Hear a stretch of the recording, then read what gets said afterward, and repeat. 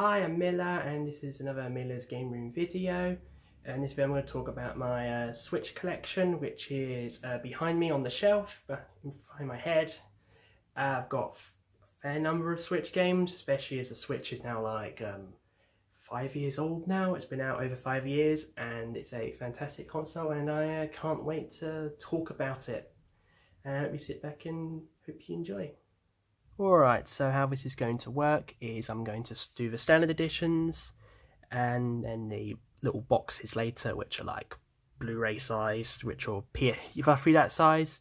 There's also a few like standard editions from limited editions in the standard edition part, because I'm not putting massive boxes in front of the camera. And also, subject to change obviously, I'll probably end up selling some of them down the line and getting new ones obviously, because that's how things go. I might play something, I might not like it, or I might need the money and sell, which has happened a lot already. Like, if I had more money and didn't need to get money from selling games, I would probably have a lot more, especially if I didn't sell anything throughout the 5 years of me having this thing. So let's get started. Animal Crossing New Horizons. This is one of the best games on the platform, one of like my favourite games, and yeah, I really enjoyed this one. It's a classic, and I still dabble in it every now and then. Still have like got friends on it and go visit islands and stuff. It's really cute and awesome. And yeah, I haven't actually played the expansion yet, and I'm hoping it gets a complete on Kart Game of the Year re-release like Breath of the Wild did in Japan, where it's all on Kart, and that would be incredible if it happens, and I hope it does. Or I might buy it separately down the line. I'm in no rush because this game is good, and yeah, really fun. I also did an island tour on my channel, by the way, as of late last November, so I'll link that in the description as well. Bangdori for Nintendo Switch. This is an import title from Japan. First off, this does not have English, so bear that in mind. And secondly, this was my only experience of Bangdori, and I really enjoyed it. It's like part rhythm game, part VN. Like, with the VN sections, you just got to skip it all to get certain things to level up and stuff, and it's kind of more difficult for me to grasp because it's in Japanese, and it's my Japanese isn't good enough yet to fully understand what's going on. And I'm hoping this gets a localization, because this does have an English version on phones. And in this version, there are button controls, so it plays a lot better. There's also, like, the cutscenes for the events that were done on the phone version are also included in here, up to like 2019 or something. So they're interesting. I'm glad I got to check this out, and it's gone down in price since it came out, so snap it up, especially if it doesn't get a localization, which at the time of recording, it came out like July the previous year, and there's not been a localization announcement, so it might not happen at this point because of the time, but you never know. Definitely pick it up regardless though. Captain Toad Treasure Tracker, one of the best games on the Wii U and on the Switch. Really cute, really simple, and just there's such a charm behind it, and I love it. Definitely get this one. Celeste, my favourite indie game, fantastic platformer, very neurodivergent, very queer, very me. I love it to bits, and you should play it if you haven't already. Good luck getting a physical of this, though, in the West, because there is one in Asia that you can get as well, which has English as well. This version was done by LRG, and is very expensive now. Clannad, which is, well, a very well-known visual novel that makes people cry. I've not played it because I'm not really in the mood for a Nakage at the moment, but I've heard nothing but good things about this one, and yeah, it's kind of like visual novel must-reading. Code Realize, Garden of Rebirth. This is from what I've heard, a really good starting point for visual novels. I have played it, I have finished it, it's a great game, I do like it a lot. Yeah, definitely play this one if you're new to otomes, and it is a good starting point, especially as others who've played a lot more of them can affirm. Color X Malice, a dark mystery game that's also an otome game, and is also, from what I've heard, very good. I have not played this one yet, but this one is darker, more mature, more like plot driven, so if you're like not into otome, you might enjoy this one from what I've heard, but otherwise, it's on the Switch, it's also cheap. There's a fan disc too, which I don't have, so spoilers, but yeah, definitely, like, if it interests you, maybe look into it more. Dragon Quest XI-S Echoes of Elusive Age, Definitive Edition, long name for an even longer RPG, and one of the best RPGs released of all time, and definitely among Square Enix's best this generation of consoles. Dragon Quest Builders 2, I've not played this one yet. I have played the first one, had to sell the first one, but I'm hoping to play this, especially because it's better. Dust and Elysian Tale, one of the what I've heard, best Metroidvanias. The best way I can describe this is that it's an indie Vanillaware. That's kind of how I describe it. Like, if you've played Vanillaware games, it's like action animated, and this one's very similar. It's indie game, and it's phenomenal, and I love it. And the dub is great as well. Definitely give this one a go on the eShop. Alright, for an import now. Furiki 4. This is a visual novel by Nippon Ichi Software and Fog, otherwise known as Full On Games, and I might do a video on this in full at some point, because this is a visual novel, but it's also a photography game. So what is, the guy is a photographer and goes to Gifu and basically go around taking photos. As for what I've played a bit of it. It is in Japanese only. Realistically, there will probably not be a localization, because NS America, who is the Western arm of Nippon Ichi Software, have never released a visual novel over here that's developed by Nippon Ichi Software, so I don't think they're going to pick this up. And it's been out for several months now in Japan. It came out around the same time as Bandori, actually, so I'd love to see a Western release. Having dabbled into it, it's really immersive, and I love it. And I want to play more of it, especially once my Japanese improves, because this would be good practice, especially because it's like day-to-day with photography and stuff, and you get this really unique blend of realistic photos, as you can see here, as well as anime characters. So I do want to try it, and I mean, it's the 4th game in the series. It's been long running since the PlayStation 1, so it's obviously got some good qualities to it, and I love what I've played, and I really want to play more of it. Golf Story, one of the best indie RPGs I've played. It's fantastic. Definitely check this out. For me, this is like playing a wholesome adventure by cis men. That's kind of the vibe I get from it, like a cis man bonding with their sons. And that's kind of that's the vibe I get, and it's a really wholesome vibe, and I wish we got more like non-toxic, like masculine vibes, and a game like this is a really good example of that. Whereas Sports Story, I want that already. Hero Must Die Again. This is a remake of a 2007 phone game, and this is an anti-RPG, so it's kind of unconventional. Basically, hero saves the world, they die, they beg to do more things in 5 days, and the end was like, yeah, you can do this time in 5 days, and then once you're done, you got to die for good. And it's kind of that's the game where you go around and you get weaker over time, and it drew my interest the moment I found out it existed.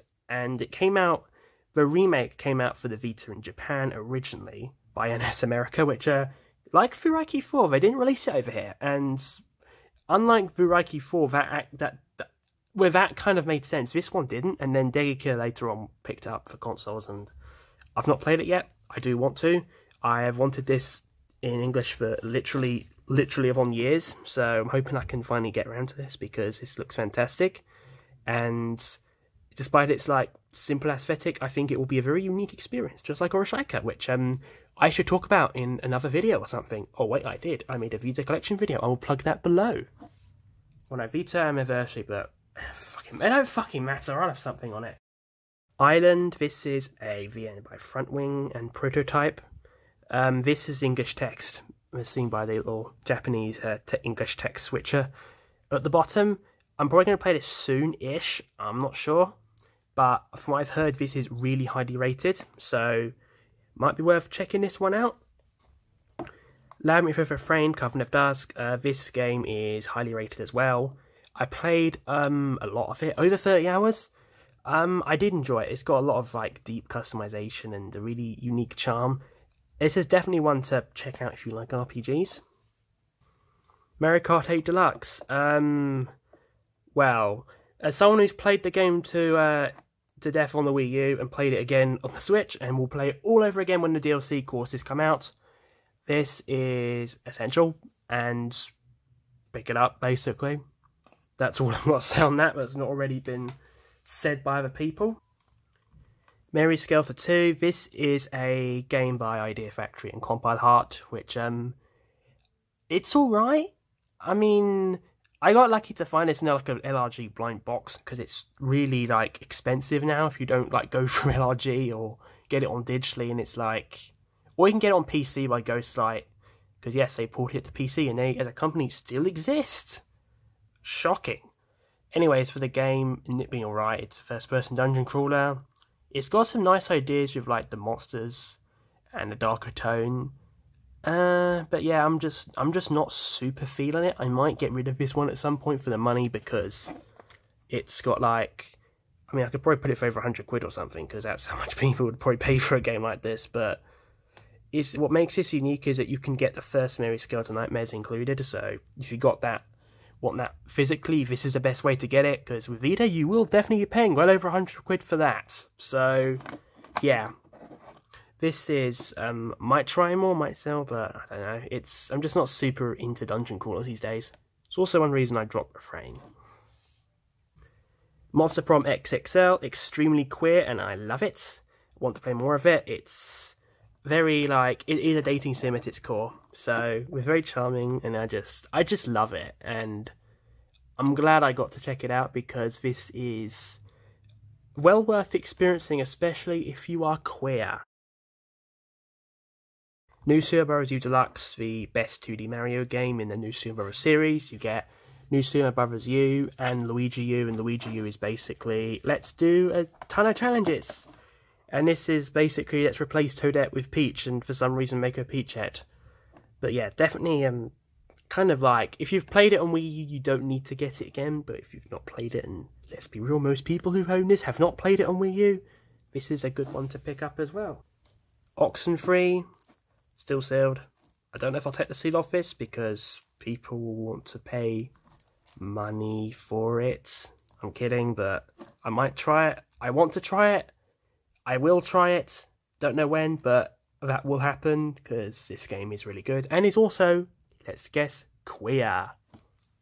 Can you tell a little theme with the queer stuff? Because it will be a bit obvious later, just a heads up. Pure Tetris 2, this is the second one. There is the first one, which came out on Switch, and that was the first time it came out in the West, when that version came out, and it's good. It works a lot better than it sounds on paper, basically. Like, definitely give this one a try, especially if you can find it for cheap, because it went for like 30 quid originally, and I'm like, no, it's not worth 30, but it's definitely worth getting at like 10, 15 if you can find it. That's when I got it, and I had a ton of fun with it. Ring Fit Adventure, this is basically the whole, like, let's get this Ring Con and the board. It's a really nice idea, and what I did play, I had fun, and I had to stop, and that was partly because you can't toggle off exercises that you can't do. Like, for me, there are some exercises that, like, I think especially when it comes to bending your knees and that, and other things that I physically can't do unless it gets really strenuous for me. And as in, like, I would need to turn it off, and I can't turn it off. And it's like, that's why I can't really play it anymore, because I can't toggle that on and off. And it's an issue for, like, disabled people with, like, physical disabilities. So it's hard to recommend if you have, like, all that physical disabilities and you need that as an option. Like, you can you can do, like, custom courses where you can run around but set specific things to practice, but in terms of things like story mode, I think having an option to, like, turn off certain things would make your games a lot better. And Nintendo and accessibility have been a long-running issue, to the point where it's actually more accessible to emulate Nintendo games than to actually play them, but I will go into that another time, so I'm not going over that today. But if you don't have issues like that, it's definitely worth getting, especially because nowadays it is a little bit cheaper, especially if you go second-hand. And it's also just nice to see Nintendo make quirky stuff again. Rune Factory 4 Special. So the story about this one is, came back after like several years of in hiatus because the original developer Neverland went bankrupt. The fourth Rune Factory game barely made it to the US and to Europe because of that. And then this port came out, and I thought to myself, if Rune Factory comes back, I'll try it out, and that's what happened. And I really, really enjoyed this one. The main criticism towards the game, that from what I've seen, was a lack of like same-sex marriage, which has been fixed in Rune Factory 5. So I am hoping to play Rune Factory 5 when I'm hoping that will further build on Rune Factory 4, especially because in Rune Factory 4 the RPG part engaged me. Like, it's basic, but it engaged me, and that's good. And I'm not super into the farming, but pretty much everything else was like spot on for me. And yeah, I definitely suggest this one. I do have the LE for it. It's on my like shelving, so you can see an introduction, and that comes with an art book and an OST, and definitely a worthy title. SMT5, one of the most anticipated Switch games among mine. Like, when this was announced, I was like, oh, I want this. And then it came out in like late last year. Like, it took a long time, but it was definitely worth it because it was like Atlas really took the time of it, and it was easily my game of the year at the time. So you got the Steelbook here, which is in Europe with bonus because Nintendo of Europe published it here in Europe, which compared to SMT4, which I've talked about in my 3DS video, which didn't get a physical in Europe, is much better. And I don't mind getting the Steelbook separately like this because the game's great, the Steelbook's great, and yeah, it's just, if you haven't played SMT before, I'd say this is the place to start because of like accessibility and stuff like that. Yes, accessibility is something I'm passionate about a lot as well. Just don't talk to me about Dark Souls. So yeah, and no, I don't have Dark Souls Remastered, by the way. Just a little spoiler. Sharon the Wanderer, the Tower of Fortune and the Dice of Fate. This was one I had on Vita, played a lot of on Vita, loved on Vita. It kind of hit a very difficult mark to get with a game with designed to be a bit punishing. And then like I had to sell my Vita copy, and so then when the Switch version came up, I was like, you know what, I'll get it. And then I played it for like an hour. I even streamed it for an hour, and I was like, you know what, I think I've had my fill of this. Like, I don't know if I'll play another Shyren game because like I just don't have it in me to kind of persist with roguelike RPGs when I know there's an aspect of it that is a bit unfair, and it's like, it kind of reflects what I felt at the time in terms of games where I'd be more willing to try something that's innately punishing by design and would require lots and lots of like, try again, and maybe if you're not thrown into a random area with lots of enemies, you'll be fine. But if that's your kind of thing, I can't recommend a better game. It's perfect in that sense. And the music's great, the visuals are great. The story is basic, but it's not a game you play for the story. But what story is there is also great. And I definitely recommend this one if this is exactly the kind of game you're looking for. Spongebob Squire Pants, Battle for Bikini Bottom, Rehydrated. Yeah, this is a... I'm played the original, so I have this, and I love it. And yeah, but one notable thing for me with this and the remake is it's basically not so much a remake, but more a remaster. Like, if you played a game, it's basically like any new content was basically moved to a horde mode, which I've not played because it looks like crap. If I'm being honest, I don't care for horde mode. But the actual story mode itself, the main game, is basically the same as the original, just with a few very minor changes, but otherwise it's the same thing. And that's perfect. Like, that's exactly what I want. And it's like, I just love replaying a childhood classic like this, and long live this game. It's great. And hopefully the Cosmic Shake, the announced like next Spongebob game, whatever that turns out to be, is closer to this than anything else. Like, it'll be interesting to see, because, well, it looks great for a start, and secondly, even if you don't take out the Cosmic Shake, if you play one SpongeBob game, it's this one, because it's great, and maybe one day we'll get some of the Nicktoons crossover games remastered as well, and more SpongeBob stuff. Steamrolled Dig 2, which is an excellent indie game, definitely like this to bits, definitely check it out. Steamrolled Quest Hand of Gilgamesh. This is an indie game from, well, Wonderful, Image and Form, etc. And I didn't finish it. I played some of it. It's good. It's really good for like an indie game, an indie RPG. And I definitely I enjoyed it and would like to play a bit more of it. So, definitely check this one out if it's the kind of thing you're looking for. Steam Prison. This is an Otome game. This is one of UniX's titles and one of like 2 that came to consoles in English, and also the one with what I've heard the best like localization by a manga gamer who then like did this version. Well, not by actually the translation was by someone else. It was by the freelance. I forgot her name. I'm so sorry.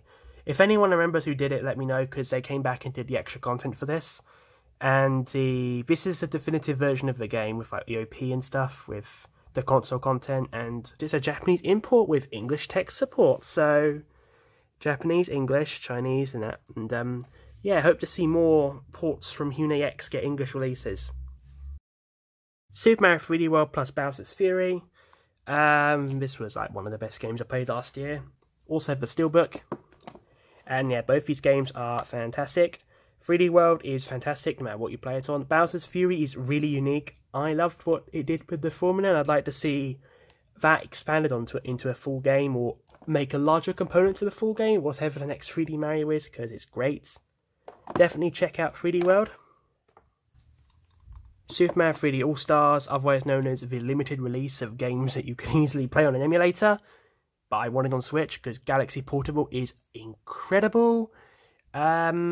Definitely check this out if you can get it for a reasonable price, which at the time of recording you still can, but like 3 years in the future, you might not be able to. The only nitpick I have for this release is like, I would like to have seen more than just ports of the games and a music collection, because let's just tell you, as someone who has video game music, there is one thing more valuable to me than a music collection, and that is the following. Physical CD. So I have a physical CD of Galaxy, which is basically makes this thing moot, because you don't need a physical Galaxy soundtrack to... We don't need to play the game digitally to like get a soundtrack when you can either get it physically or just download it online. So yeah, especially the Switch is not a good MP3 player. But the actual ports themselves are good. I would have liked to see more done. And Galaxy would have liked to have seen a version without motion controls, because that does create an accessibility issue for disabled people as well. Yes, as you can tell, I'm definitely still passionate about accessibility. I need to stop referencing that. Need to spare for something else, but beside the point, if you like this game and you're a Mario fan, definitely look for this. You can probably still get new copies as well. Like, it was taken off the eShop because Nintendo were trying to push artificial scarcity for this, and like, why? Whatever. It's just not a good decision, but the games are great, no matter what you play them on. Super Mario Odyssey, probably one among the best Switch games, if not the best. Definitely play this one. Mario's amazing, Cappy's amazing, Pauling's amazing, the level design's amazing, the art's amazing, the music's amazing. I also have the soundtrack for that, so you know, no need for a physical like Mario All-Stars with Odyssey re-release of a music player, because I got the music CD. And yeah, fantastic game. I love it to pieces. Taiko no Tatsujin Drum and Fun, also fantastic.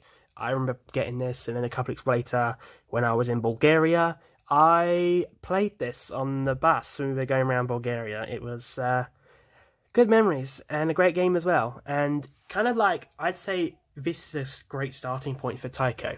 And the main reason why is because of the variety of tracks. Like, you basically get a bit of everything. You get like licensed stuff, and like the gaming stuff, you get Mario as well, like Mario, Kirby, Splatoon, bunch of Namco stuff like Ridge Racer, but also other things like anime with Neon Genesis, Dragon Ball Z, and Vocaloid as well, a few Vocaloid songs, and a ton of DLC if you want to play them, but I skip the DLC. And just in terms of getting DLC stuff, just wait for sales. And Taiko's got a lot, and Taiko's future on the Switch has never looked brighter, because Taiko is incredible, and I fucking love Taiko. So if you're a fan of Taiko no Tatsujin like me, get Taiko no Tatsujin. Fata Mori, or House in Fata Morgana, as it's more known in its full name. This game is also, very triggering to read, so I've not actually finished it. I had to put it down because it got a bit too much for me to deal with. And in a way, it's like, that's part of the game's strengths, in that it handles these tragic themes really well. And the aesthetic is incredible. Like, it's not your typical VN. It's not, because the art, for a start, is like The main game, it's got like this art here, if you could bloody focus it, there we go, like the art like that there. And then you got the anime, which is exclusive to the console version. And then you got, yeah, it's great, because you got the main game, and then you've got the Requiem for Innocence prequel, and then you've got the new story, which is exclusive to console version. Like, people love it, and I love it, from what I played, and I want to finish it. I don't know when it will happen, but I'll probably put it in my Switch case soon, to at least have it if I want to play it, and I'm in the state for it, because this is a rough ride. So if you're playing this, definitely like read up in advance on trigger warnings and stuff, and be prepared to cry a lot. To the Moon, not played it. I got it straight from LRG, and I got it, and the box art wasn't in the best of condition. Let's just leave it at that. Which got a nice little replacement like sleeve, which is fine because this game looks great and is absolutely worth it. So, you know, I hope to like it if I play it. World of Goo, indie classic. Xenoblade Definitive Edition, favourite RPG ever. I fucking love it so much. This is the best way to play it. I don't have the LE. I really wish I had the limited edition, but I couldn't get it at the time. And it's expensive as hell now, because I fucking love it, even though that massive like vinyl. But, you know, it's just a fantastic game, and if you like RPGs, this is a must-play.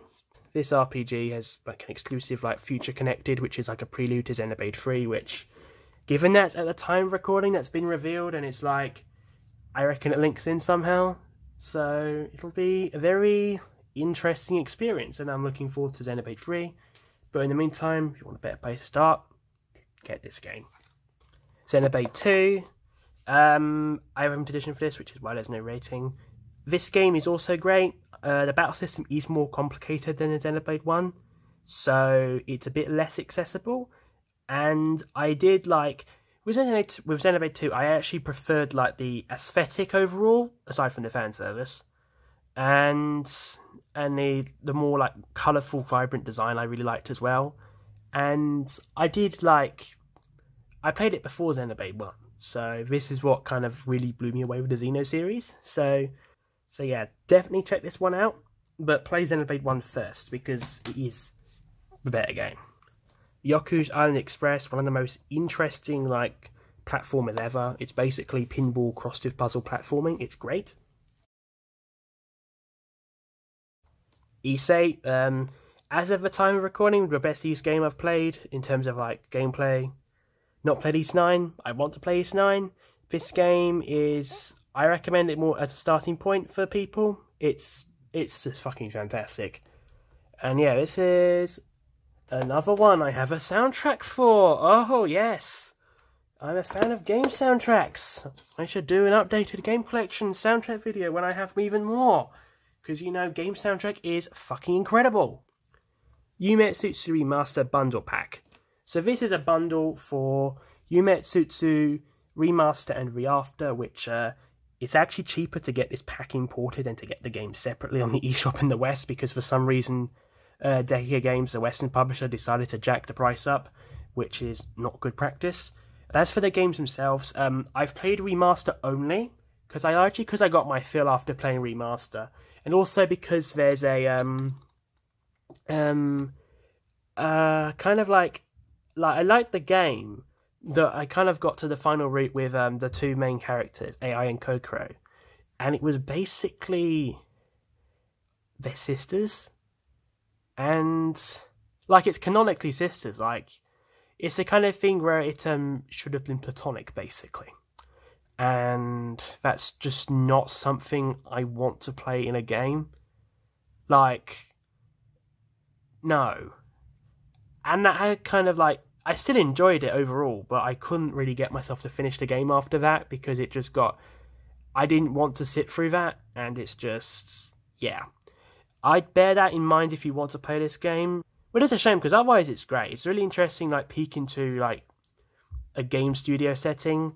The characters are great. Even outside of the romance, the characters are great. The dynamics are really cool. The gameplay, it's just full reading. And Reafter is basically like short, like side stories and fan discs and stuff. So yeah, that was outside of that really bad experience with the route, it is worth playing. And also bear in mind, it is a couple of the routes are a little kinky in terms of the endings, so little heads up for that as well. But yeah, mixed feelings on that one. Alright, on to limited editions now. I'm going to go by box size. Start with Grizz. This is the special reserve games, like standard edition. It's got the game and some like cards inside. You can get it in stores now, so I'd say just get it in stores. Talos Principle. I bought this on my birthday last year, and then forgot about it, and then it came, I was like, oh shit, I actually have this. I might play it, I might sell it, I don't know. Is it good? Let me know. I might try it out, I might not. Sonic Mania Plus, one of the best Sonic games ever, and is a good game in its own right. World End Syndrome, this is a VN by Arc System Works and Toybox. It's good. There's like 4 or 5 routes, and like you got to play like all 4 routes to really fully understand the story and enjoy it. I'm glad I did. I would have liked to have seen a bit more exposition early on, but the payoff at the end was really good. I definitely recommend this one. Reijin Loopy, otherwise known as Raging Loop. This one's considered really highly acclaimed because of its horror and storytelling, and it's basically like a time loop game, from what I've heard. Seabed, this is a Playasia VN. It's Yuri, so it's an LGBT VN. So I said there'd be more queer, and here is queer. And yeah, this game was originally localized for PC like several years ago, and then it finally got a Switch version, and then this limited edition was announced, and it took forever, and then it came out. And yeah, this is a good game for what I've read, and hopefully it pays off when I break that seal eventually. Maybe before I die, I don't know. And then finally, the last 2 games, which are also very queer, because yes, I am queer, and I won't live in fear, so that means being upfront about having more queer games, and I don't give a fuck what anyone says. Anyway, these are the 2064 Read Only Memories and Valhalla limited run games, limited editions with plastic binding in the middle, or not plastic binding, the magnets, which is cool. I've only played 2064, and I have a lot of anxiety like actually finishing the game, so I'm not sure if I'll ever get back to it, but these are kind of considered the essential English language VNs in terms of like mystery and text-based, especially with sprite-based. And to be fair, they're both great from what I've seen. And Valhalla is generally considered the better game, but 2064 is kind of the more overtly queer, overtly social justice oriented in terms of like, you can tell it was made by people who support that, but it's not like people go, oh, it's not blatant in themes, and it's like, it's not. It's like people would attack it as the SJW the end, but it's fine. It's not something that people should have an issue with, even if it was. It's not. And yeah, I mean, I'm not going to deviate from that, but I like the music from it. This Switch version of this game is a integral, so it's got a little bit of extra content, but not much. And this limited edition has the complete soundtrack. Like, both these games have like complete, like an art book, a poster, and Valhalla's OST is a sampler. There is a full version available elsewhere for CD and vinyl, and 2064 is complete, and I have that CD complete, and I like what I played, and I don't know if I'll finish it, but I'll try to finish it, and maybe that will happen, maybe it won't, but I don't think it. I don't know, but it's goals, I suppose. I'll try, especially because I've got them. But when I finally get like in my future game room, when I expand it, I'll have a queer shelf, and these will be on it. They'll be my pride and joys, because queer games are fucking amazing. So yeah, accessibility in queer games, the Switch collection. Yep, and yeah, that will be quite enough from me today. So thank you all for listening to me ramble and talk about Switch games, and Let me know your favourites and some recommendations. Yes, I know I'm missing Breath of the Wild. I will get that eventually. Probably the Japan import because it's got the expansion pass on Kart. And I know I'm missing others like Splatoon 2. I had that. I sold it. Had to sell it, as I kind of mentioned at the start with disclosing, having to sell stuff. And a few other games I've had over the years, which I've had to sell, but might rebuy someday, especially because they'll get cheap eventually. And that's it from me. Thank you, and bye-bye.